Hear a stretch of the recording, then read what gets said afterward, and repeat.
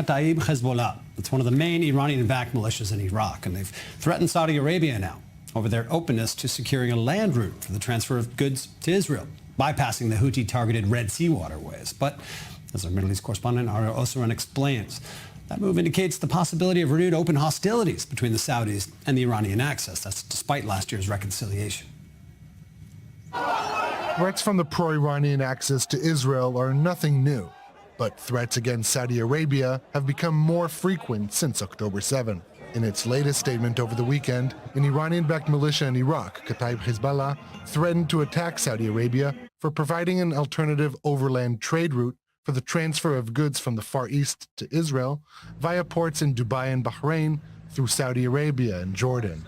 The countries of normalization and the malicious role of the Saudi rulers in harnessing their land routes to perpetuate the momentum of the battle against the Palestinians as an alternative to the sea routes will not pass, and the kingdom of evil will pay the price for its action as its masters paid in the Red Sea. The statement also threatens Bahrain and the UAE, who normalized relations with Israel in 2020 as part of the Abraham Accords. And it comes just days after another Iranian proxy, the Houthis in Yemen, threatened to renew attacks on Saudi Arabia, accusing it of acting in the service of America and Israel. The Saudis must realize that we can never remain silent regarding such reckless, foolish and stupid steps. They must stop this wrong path, or else we will respond, everything in equal measure. The Riyadh airport with the Sa'anam airport, banks with banks, ports with ports. These latest threats represent another escalation by Iranian-backed groups in the region at a time of increased cooperation between Iraqi militias and the Houthis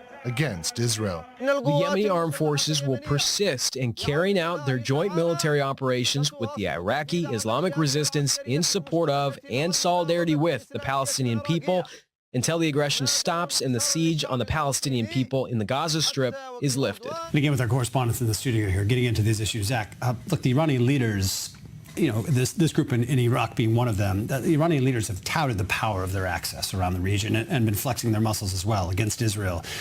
You know, what do the latest reports indicate? That are these groups being supplied and financed perhaps more than ever around the Middle East right now? Are they in a position of strength? They're in a position to be emboldened, certainly, and the movement of global shipping traffic around this entire conflict has demonstrated to them that they have more capabilities maybe than they thought they did, and that their will and influence in the region is at an all-time high.